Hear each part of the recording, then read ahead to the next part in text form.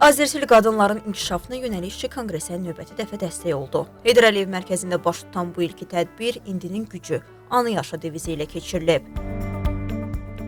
Azərbaycan şirkətinin tədbirdə hüquq, etika və compliance üzrə baş direktor Şirin Əliyeva və korporativ ünsiyyət departamentinin direktoru Sona Abbasova təmsil ediblər. Şirin Əliyeva çıxışında qadınları əllərində olan imkanlardan maksimum dərəcədə istifadə etməyə çağırıb.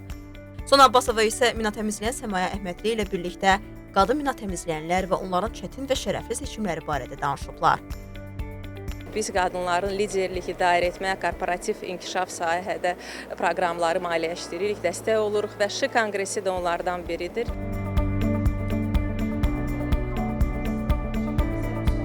Azərbaycanlı qadınların təhsil və karyera imkanlarının genişlənməsi üçün müxtəlif layihələr həyata keçirir. Şirkət sosial layihələri dəstəkləməyə davam edəcək.